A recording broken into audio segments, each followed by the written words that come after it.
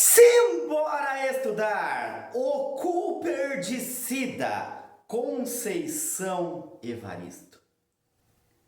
Esse conto é bastante diferente dos demais, né? Porque ele é um conto bem menos violento, ele não tem, né, dos demais, quando eu estou falando dos demais, né? Dos demais do livro Olhos d'Água, né? Que é o livro que nós estamos analisando aqui. Então, ele é diferente dos demais porque ele não traz essa violência, né? Ele é um conto mais light, digamos assim. E a personagem principal, que também é uma mulher, né, com um nome comum, Cida, como no Conto Maria, só que diferentemente do Conto Maria, né, que tem uma violência muito forte, tá? E é uma mulher negra, aqui Cida, ela não tem nenhuma marca, né, de etnia, tá? De cor.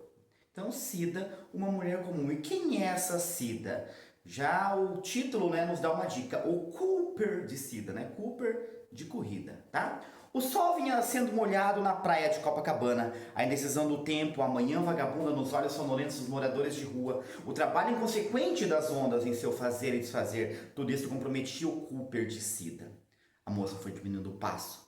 Ela era uma desportista natural. Corria o tempo todo querendo talvez vazar o minguado tempo de viver. Então nós temos a personagem Cida ali, né? Nós já temos a indicação do local, né?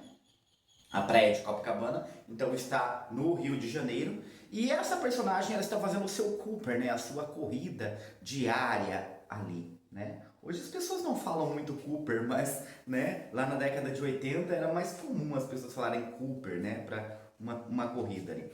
E percebemos que a moça foi diminuindo o passo, né? A Cida foi diminuindo o passo. E aí nós vamos ver que não era algo comum para ela diminuir esse passo, tá? Algo muito comum nos contos, né, da Conceição Evaristo acontece aqui novamente. Nós temos um tempo aqui no presente, né, tá? E volta a um tempo lá atrás até chegar ali novamente e avançar a história, tá? Avançar o enredo. E aí conta, né, que Cida, né, nasceu em uma cidade do interior, né, a sua cidade natal, que ela nem se lembrava bem dela, mas lá tudo era devagar.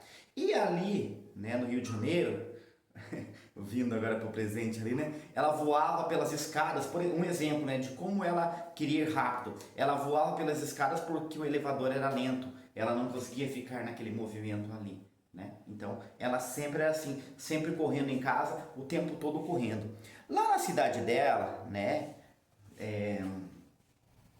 em que ela nascera e fora criada, né? O tempo era lento, então tudo era lento. Até, né, ela utiliza devagarzinho, né? Lá no texto, como se o tempo fosse assim, tá? E tudo com Cida era mais rápido, tá? Por exemplo, aos 9 anos ela menstruou, né? As brincadeiras dela eram de corridas, né? Aos 11 anos, Cida foi pela primeira vez ao Rio de Janeiro com a mãe, né? A mãe foi uma viagem de negócios lá. Então perceba, Cida, diferentemente de todas as outras personagens mulheres que apareceram aqui no livro, não era, além de não ser negra, né? Não dá para precisar se era negra ou branca, provavelmente branca, tá?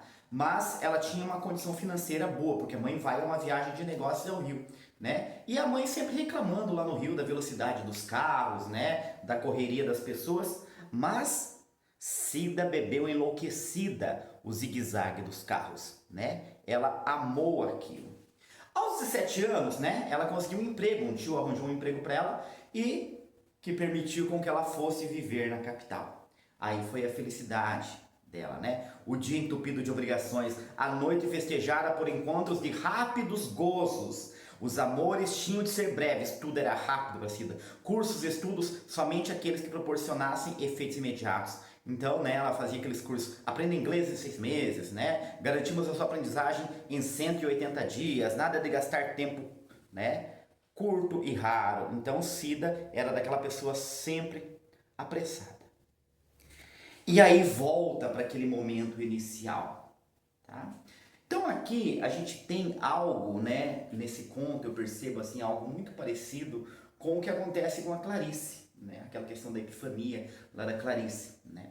De você se dar conta de algo. E é isso que acontece aqui neste momento com a Cida, que é o momento inicial lá, só que aqui ele vai descrever melhor. Mas naquele dia, a semi-desperta manhã inundava a Cida de um sentimento pachorrento, de um desejo de querer parar, de não querer ir. Então Cida está diferente aí, é mais ou menos o que acontece no conto Amor, né? Da Clarice Lispector, quando a Clarice vê o cego mascando chiclete. Então, aquela forma do dia ali, ela dá uma parada ali, né? Pela primeira vez ela vê o mar. E aí você, a pessoa tá na praia de Copacabana, né? Está no Rio de Janeiro e pela primeira vez ela vê o mar, né? Tudo monótono, certo e previsível. Tão previsível como os principais atos dela, levantar, correr, sair voar. Então ela observa o mar e o mar também tem aquilo, né? Sempre tão previsível, mas aí ela percebe que ela também é previsível, né? O mar que está sempre ali naquele lugar parado é tão previsível quanto ela, que faz tudo correndo. Só que o mar também às vezes faz tudo correndo, né? As ondas. Enfim. Lembrou-se então que era uma mulher e não uma máquina desenfreada, louca, programada para correr, correr. Substantivo composto aqui novamente, tá? E aí ela vê um nadador, né? E o nadador brincava repetidas vezes com os braços e a cabeça na água. Então o nadador nadando. E ela começou a pensar, né? Como uma pessoa em plena terça-feira, às 6h55 da manhã, olha que o tempo estava todo cronometrado, né? Podia estar tranquilamente brincando no mar. Aí ela pensa, devia ser extremamente rico, viver de juros. Só que aí ela se lembra dos mendigos que constantemente cruzavam o seu caminho. Eram extremamente pobres. Então, ou seja, não tem essa lógica, né? De quem vai estar ali aproveitando o dia ou durante o dia ali parado, né? Ou o tempo não se media com moeda, ou as horas, os dias, os anos não seriam medidas justas do tempo. Ela estava com 29 anos, pouco, muito, e aí ela tem aquela coisa, né? 29 anos. E Cida ainda fica naquilo ali, né? Pensando em conversar com aquele cara, né? Saber como aquele tempo é medido para aquele nadador. Mas o nadador fica ali na água. Até que ela pensa, vou para casa. E ela vai para casa, né? Na verdade, antes ela ainda entra no mar, né? Se molha. Ela se dá o luxo ali de ter um pouquinho de prazer, né? E ela vai para casa. E quando ela chega, né? Está chegando em casa, o amigo que sempre passa lá, né? Para ir com ela para o trabalho, fala assim, o que acontecera? Porque ela estava chegando do Cooper naquele instante, foi assaltada, levaram-lhe os tênis, né? É o questionamento do amigo. Ela precisa subir rápido, voar. Tá? Ela estava atrasadérrima. Cida escutava tudo calada. Pedro gesticulava e falava rápido, como se estivesse irradiando uma partida de futebol. Tá? E aí ela se lembra, né? Quando ela era criança, uma das diversões dela era ficar ouvindo o jogo ali, né? Porque parecia que a fala do locutor era mais rápida do que a bola nos pés dos jogadores. Então, novamente, essa coisa da rapidez ali, a questão do tempo, né? E aí que Cida percebe o motivo lá da aflição do amigo, né? E ela fala que não, ela não tinha sido assaltada, apenas demorara mais, muito mais do que de costume. Só tinha se distraído e esquecido das horas. E ele poderia ir, já estava bastante atrasado.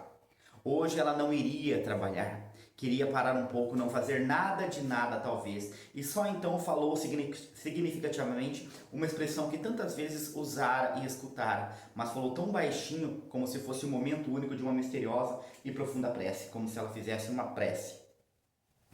Ela iria dar um tempo para ela.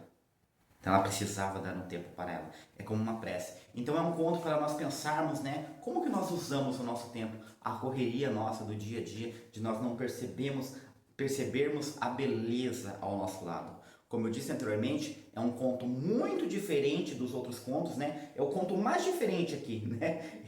Ele tá aqui bem diferente dos demais contos deste livro, tá? Beleza, pessoal? Espero que tenham gostado. Por hoje é isso e simbora estudar!